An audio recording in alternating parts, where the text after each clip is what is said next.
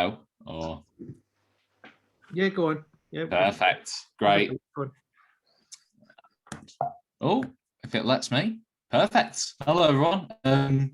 So just to quickly go back to something that we referred to last week about the searching viewership on Film 4. So I found out the viewership numbers, and it was just under 250,000. So some good numbers there for searching.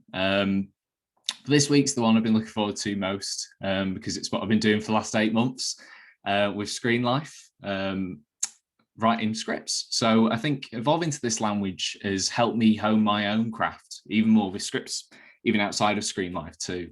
Kind of exercises those muscles that we're not used to flexing as writers. And it's quite, I'd say it's quite freeing, not having to think about the traditional way of writing a script, which we'll go into in a second. But of course, story is everything, and that's the crux we've got to kneel before. So, as mentioned before, Timur preferred the screenwriting style of writing in first person. The idea of writing a first person script was very new to me, and it's definitely an interesting approach that lends itself to Screenlife. I personally went with a third person approach for my own script, as the narrative kind of called for it, but I'd say to try both. Find what works for you. First person definitely brings you as a writer closer to the protagonist in their own mind. But of course, you have to remind yourself that the script's description isn't necessarily going to translate what's in that first person description unless you actually state those as actions. So entering into writing, I personally tried the following as an interesting exercise. Try dogma. Now, as we've mentioned before, there are no rules. Then we do have a Bible of a guiding light of how Basilevs has made Screenlife films in the past. But as an experiment, I'd try writing your first draft, considering the rules laid out by Maria.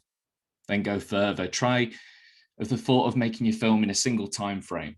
Try making your film without zooms or crops. Set yourself like a dogma to follow, restrict what you have, and through the limitations, see how creatively you can do new things that haven't been done before. So just as like Dogma 95 is at the bottom of the presentation with Vinterberg and Von Trier, they gave themselves rules and they found innovative, creative paths to tell their own stories. A good film to watch, if you haven't already, which puts rules upon a filmmaker, is The Five Obstructions, where the filmmaker must remake a film 5 times with a new rule with each film. The results were incredibly varied, but why do I say this? I guess because of it's a new platform with Screenlife, this whole rule setting is a way to think outside of the box within restraints. It helped me at least as an exercise. It's a real challenge, but it's worth considering when writing, because through obstacles, we can find new ways to tell stories and all that cliched stuff that we always hear. So maybe try 5 rules for your script and see what happens creatively. Then ignore them all and find new innovative ways within that and break free. I think it's just a really good exercise to start with. In a more practical approach, how should your script be written? Now, if we take a look at the searching script as probably the best example, it was an evolution. The searching screenwriters originally wrote the script more like prose, almost novelistic in a sense. David searches this, David does this. And they called that a scriptment, a 41-page document written like a short story, written within a word processor, as you can see here. You may find this easier to start with, just to lay the ground rules for what you want. But for shooting, of course, shooting and budgeting, it becomes a bit of a nightmare. So a final draft file, an FDX is integral for the whole team. Pardon me. For text, the writers used a smaller text size for messages with a different indent. You can easily change that in final draft, and I've left some examples here of how to do that. If you feel free to screenshot. All you need to do is do Command E in final draft, and you just change the indent, the sizing, and then it's quite easy. All you need to do is do Tab, Enter every time, and it works the same way as dialogue or scene headings in that way. This is just final draft, but I'm sure other screenwriting softwares will have the same capability. But as we move forward, could our scripts look like these 2 images here? We don't know what the future of Screenlife scripts may look like yet. Maybe someone in this room will be the person to innovate that. It could be that a script ends up looking like these two pictures in a few years, where it becomes more of a visual medium. But scripts, of course, are made to be read, aren't made to be read, they're made to be made. And with all that in mind, as we say with all rules here, we can break them. So consider experimenting with format, what works best. Now, I hope this doesn't contradict Vicky too much on description, but this is my perspective. Now, of course, I've just said scripts in a film sense are generally written to be made, not read. This is true, but the initial stage, making your script bearable to a reader, where you can see the constructions and some of the bone work rather than a plethora of information, it could be quite important. The obstacle with Screenlife is information is key, especially for post-production and producers. But you don't want to put actors and their agents off when they see an overly detailed script potentially. The flow versus the technical appear to be at war with itself when you're writing a Screenlife script. The concern of being over-descriptive becomes that it's overbearing or scary to the reader. As a writer and director, my scripts tend to lean towards the more detailed side because I know exactly how I want it to be.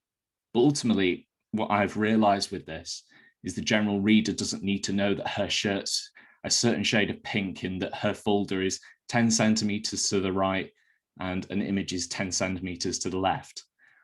So my personal approach to the script will be, and this is just from my perspective, you could write two types of scripts.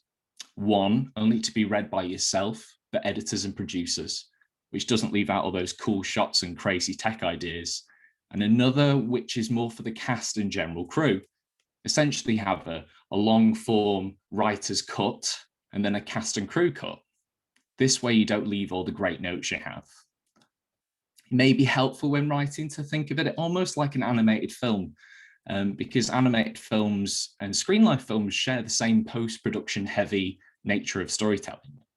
We can kind of steal their workflow for Screenlife scripts. So I'd maybe consider reading a few. There's loads online, and they might be able to point us as screenwriters within Screenlife to better workflow. One way to demonstrate things that can't be easily shown in a script is that you could make a visualization page by page, side by side view, script, and then visualization.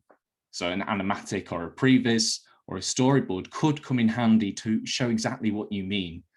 I had too many things going on in my particular script, so I've done this just to show exactly what I want within the entire frame. Now, obviously, as a writer and director, that makes sense. It might not make sense for everyone. Plus, you can use yourself, as Anisha has done here, acting out all of the parts. Now, you'll be sick of this, and we've discussed it before, so I won't blab on about it, but the old phrase show, don't tell is still key in your Screenlife. In fact, Screenlife films could be the king of this rule. It often requires it. It promotes subtext. This way we can avoid talking heads and we can make our films cinematic and visually engaging. So how can we show rather than tell in areas of stories where the dialogue would normally be used? So I go back to what Vicky was talking about with Othello, moving that. I wanted to mention this a few weeks ago, but we ran out of time. But let's quickly jump back to an older text to show us an example of how characters' motives can be shown in Screenlife. Shakespeare hints at Iago being bisexual, and it's quite subtext-based there, and is secretly in love with Othello, and this is why he decides to destroy his personal relationships. That could be one reading of the script. So with this underlying narrative subtext, how could we show this? His goals, desires, fears, all on screen. This is where Screenlife can shine. You can show all of this just by visuals, no need for dialogue, in a show don't tell kind of way. So how could you do that in Screenlife, what I've just mentioned? You could probably think of 1,000 different ways. You know, you could show Iago gazing at images of Othello, liking all of his Facebook posts. There's 1,000 examples, and immediately he understands his intent, goal, and reasons behind what he's doing without saying a word. Implementing motive and subtext through visuals into your scripts is far more engaging. They say all great writers listen to people on buses talking to hear how dialogue can be naturally written. Well, this is true in Screenlife, but adding an additional thing to look out for, how we speak digitally. Consider looking at how you text. How you text different people depends on their status, your relationship to them. So, as one of my favorite quotes goes, I've got this on my wall actually, plagiarism begins at home. Zelda Fitzgerald said that, and she's basically saying steal from yourself. Screenlife, like film, is the art of looking at ourselves online. So pay careful attention to the interactions you make. How do you text someone? And like a tennis ball, how does that person reply? For instance, this is one example. If I text a girl that I have an attraction to, I start off by putting one kiss at the end of the text. She replies with the same. The next day, I put 2. She replies 2. And finally, on the next day, I put 3. And she freaks out and thinks I'm in love with her.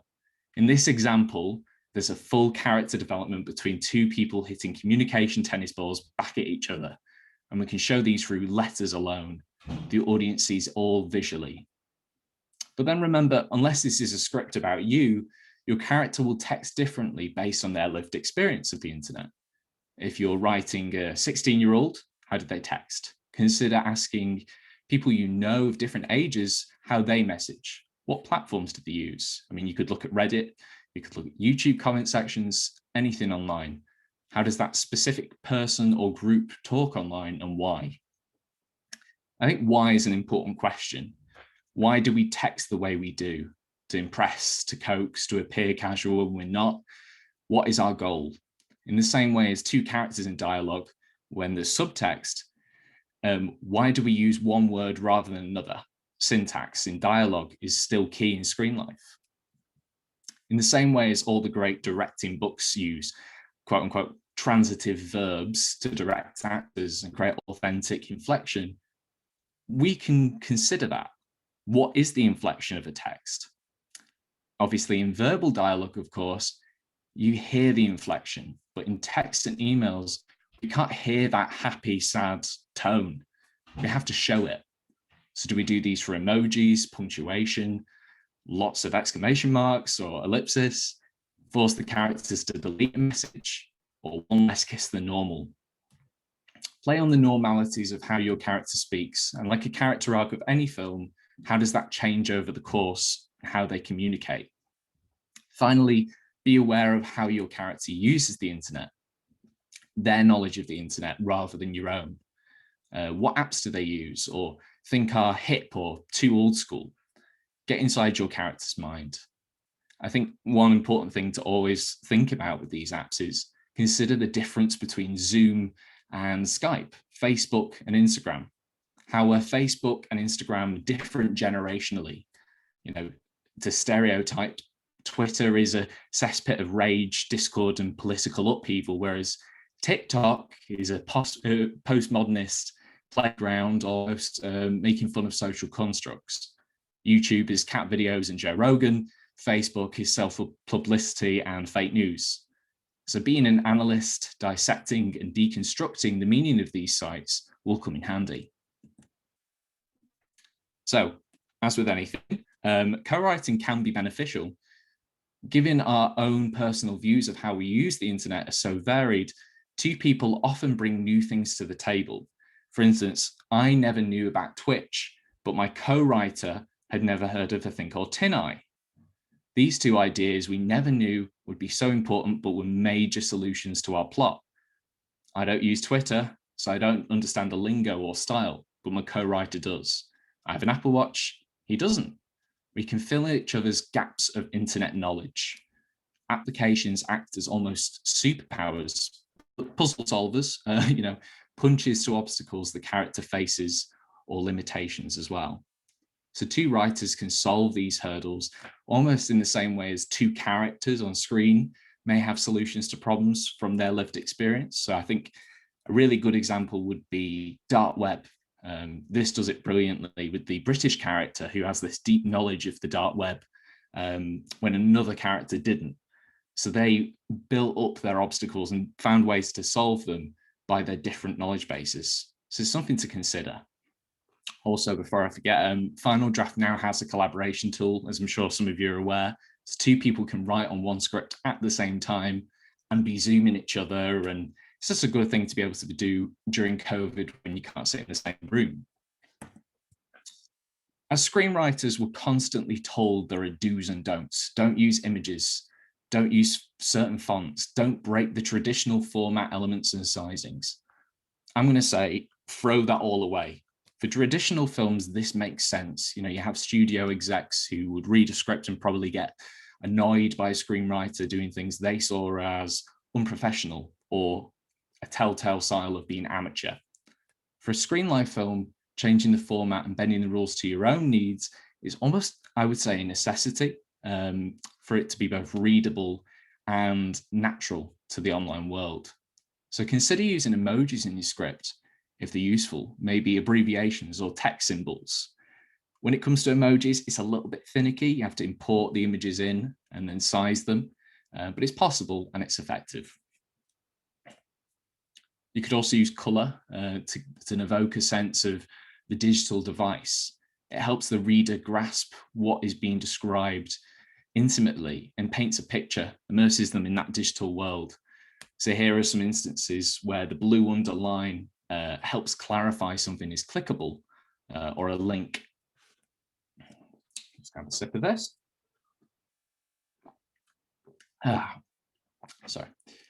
I'm sure anyone who's read the searching script, let's see, this should play, you'll see what I mean. But the strike throughs are the way the searching screenwriters help show the backspacing, the thought tracking of the characters, showing the variation of what a character considers messaging, then doesn't, which to me is another really good way of showing subtext on screen.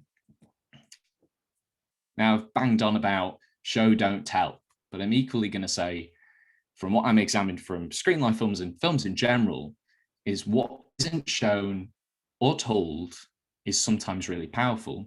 The audience can fill in those gaps. Searching does this, I think, really well. Trying to, the audience tries to beat the writers to it. We don't tell the audience every detail, we imply it.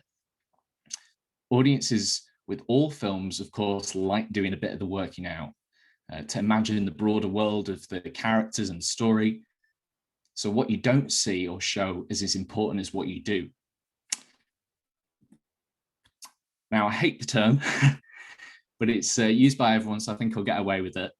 I definitely recommend on your first draft, making it rough, the vomit draft, getting it all on the page and then refining in your next draft. It can be really, really easy to get caught up with Screenlife, with a way of writing, trying to perfect every word and perfect the format rather than getting it on the page.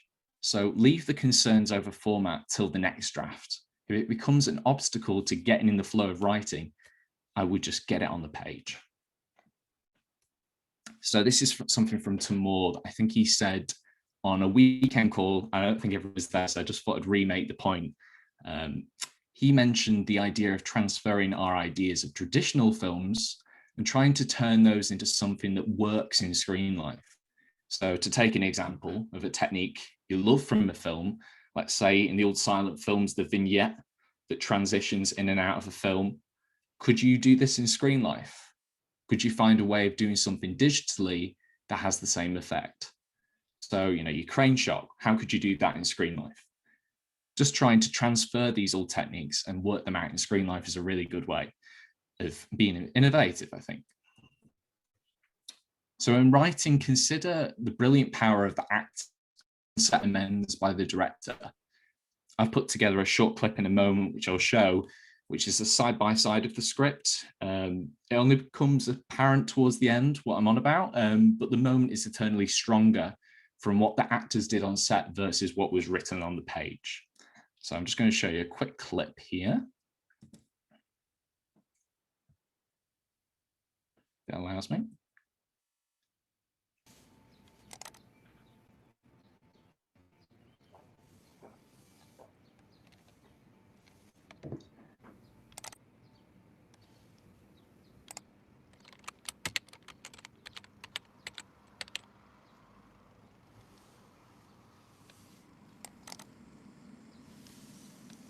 Oh, no, look over there. Look over there. Okay. All right.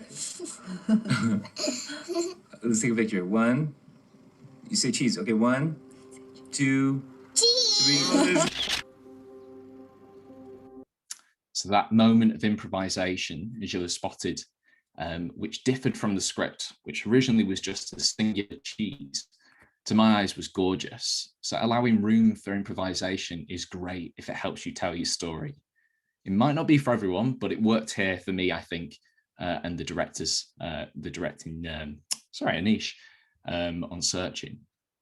We're laying the groundwork for actors to potentially improve what is on the page and enhance a moment. I don't think that moment could have been written in the way that it's portrayed there as beautifully as it came off from the actors on set interacting with each other. It's very much a little bit, I'd say it's like theatre to actors. It's often real time, far less reset, don't cuts, a slate coming in and interrupting a take at the end. Of course, you just have to be aware of how this could alter the edit. Of course, it's worth considering how your script will evolve in the edit. Just to show you how the script has changed in the edit here, here's another side-by-side which you've done where structurally things changed a bit. It only seems small, but if you have a keen eye, you'll see the differences.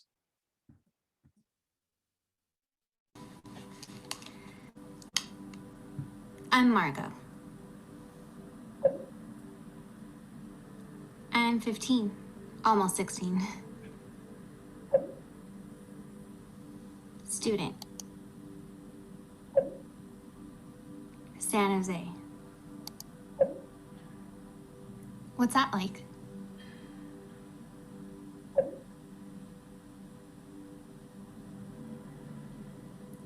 Trust me, it's probably better than this. This is it. Best place in the world to do nothing.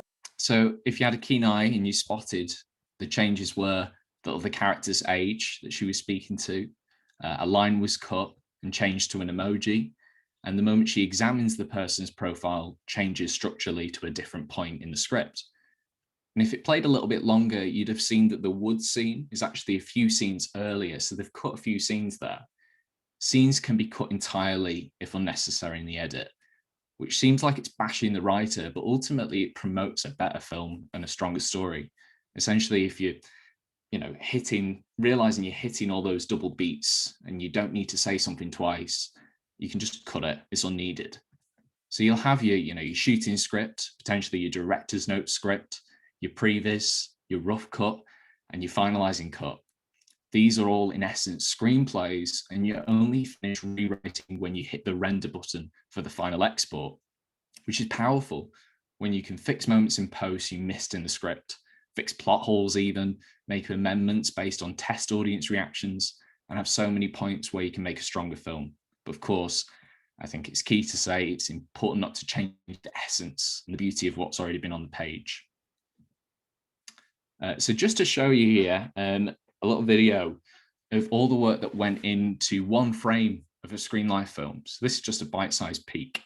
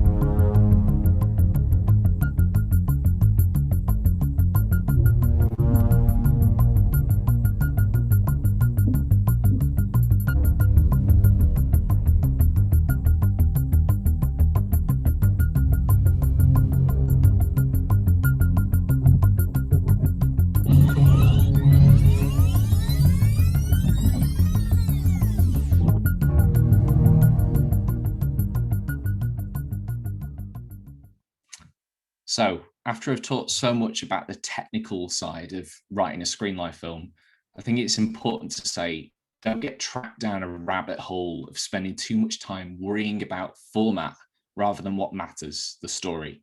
So Screenlife is only just a window into telling our stories in the best way possible, in a modern, relatable and authentic way. So if you get trapped down that rabbit hole, as I've done, just keep your mind on the story. This is just a personal tip from me, but it caters to my quite chaotic writing style. Use Google Docs or your notes as a word dump. For the film I've been co-writing, we've got about 3, one for research and findings, one for plot, and one for random ideas and potential lines of dialogue. I don't know about anyone else, but I find myself at 3 a.m. just writing random ideas or dialogue lines down that probably will never get used, but some are golden, and putting them in one place under themes and categories is a great way not to lose them. So, for instance, if you want to have a different theme doc for different apps, or different, if you're writing about politics and you've got different themes within politics, write them in different themes. It's a really good way to organize it. But of course, your story has to come first. So all these really great random ideas, it's worrying because you can't throw them away because you get so close to them. But if you put your story first and then have this doc to refer back to, you can start to, like a washing line, implement all these lovely ideas you once had back into your story and see if they work.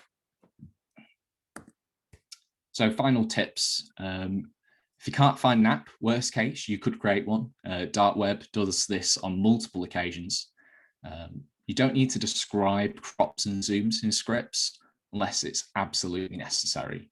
That's just my perspective. Allow yourself time to think. It may be hard under a deadline, but some ideas can't be rushed. It took the searching screenwriters about a month to crack that opening scene. They were at a dead end where they couldn't come up with it. And that shows how delicately it was treated and thought out. So time does allow you to be objective, to see the flaws and come up with new ideas. Industry standards, you could ignore them, whichever is clearest, I think is best. Work out pretty soon whether your story should be set in real time or if it jumps forward and back. Add movement. Your character doesn't need to be static or in one location. It's not always in a bedroom. You could go international with who your character speaks to. Screenlife can be anywhere without a full unit move to another country and passports and all that nightmare. I'd consider, is this pre, mid, or post-COVID? Not all Screenlife films have to be COVID-centered, but they can be. Don't forget the audio senses too. How can your audio help tell your story? Put that in your script too. If you're only writing, I would consider leaving room for the director to put their creative stamp on it, because they want to put their vision in there. There's nothing worse than going, what can I add to this? Finally, if you do get stuck, how would you solve the issue your character faces? Put yourself in their shoes, and how would they fix that obstacle? That is an often thing that I do with my co-writer, is work out what we would do to fix an issue, and that's what we get our characters to do. So just before I go, here are some great videos which could help you understand the writing and editing process as they go both hand in hand with Screenlife. So here's some great ones. I'm sure there's lots more, but that's everything from me. So thank you very much.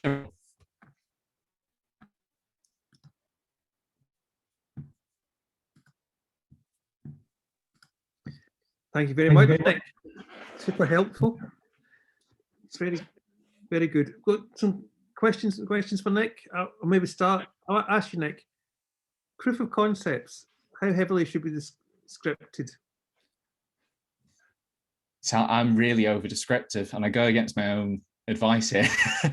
So, I do write really long, and then I think the power is of having multiple people in the room like Joanne to go, this isn't needed. Producers just coming in and going and having an objective eye to it. So I'm not sure if ask you the question again. Sorry, Martin. So I'm just thinking about the proof of concepts that people are working on just now. How heavily scripted should they be? It's obviously not the same thing as producing a full Mm. screenplay for a feature. But how far should you go down that road? I think it depends. If you're writing it with a certain, like, say if it's a proof of concept and you're not casting A-list stars, you're probably not as worried about an actor or an agent saying this is over descriptive. So you could probably go over descriptive in that. I guess I'm referring to that in probably more of a feature sense of, would you want to send a really long script to John Cho or someone like that? So as descriptive as you need it to be, I'd say. That isn't probably very helpful though.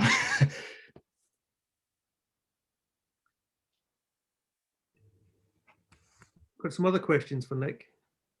Can I just come in on that though? Just can I just say something?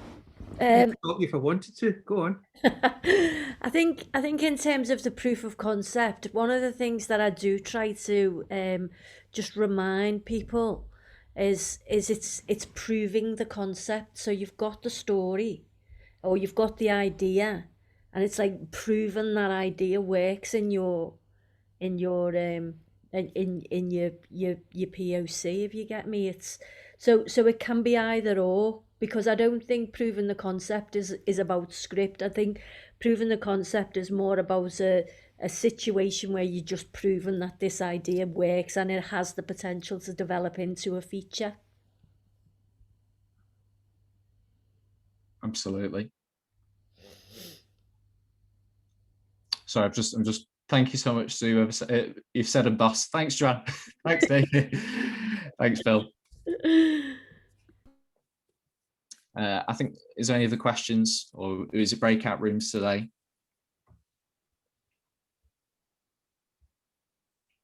Joanne, you're on mute, sorry. Yeah, so where are we? We're 7:30, aren't we?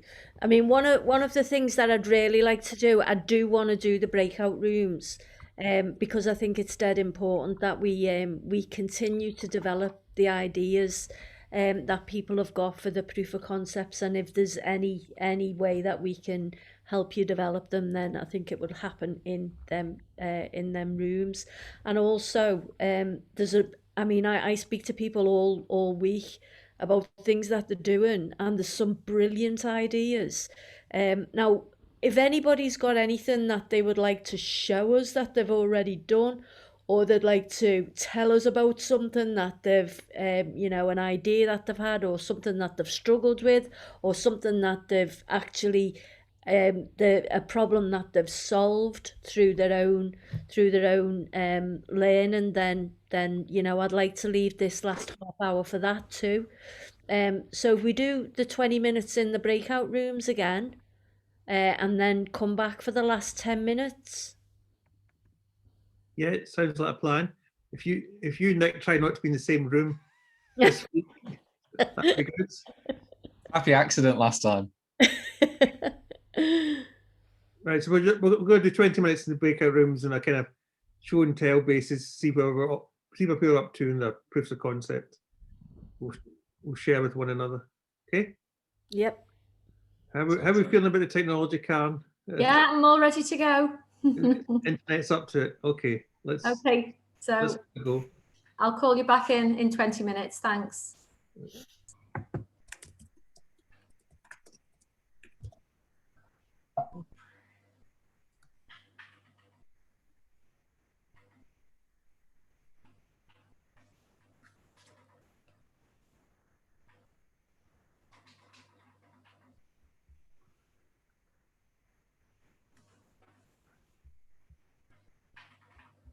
Hi, Karen. I'm sorry, I've got to. I've just had a call to say I've got to pick my daughter up. She's supposed to be getting dropped at mine, so.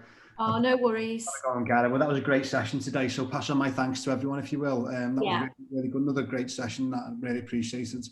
Brilliant. And, look forward to catching you soon. Yeah, thanks a lot. All right, great. Thanks, Nick. Thanks for letting me know. No worries. See you later. Is it over? No.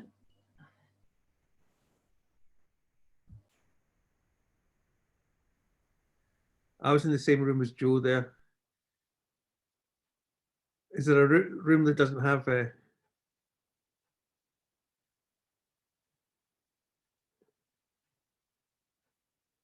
Is there a room that doesn't have a? Can you hear me, Karen? I'm just looking now. I'll move. I can move you, I think.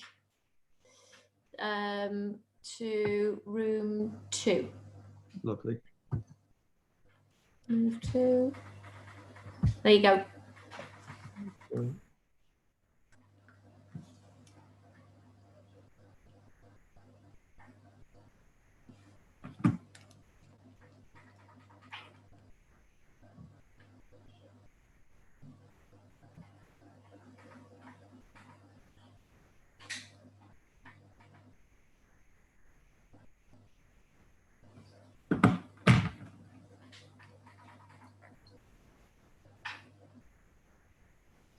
No, next in that room. Oh gosh, sorry. Right, let's get you. There's only one more. Right, okay, we'll give this one a go. Surely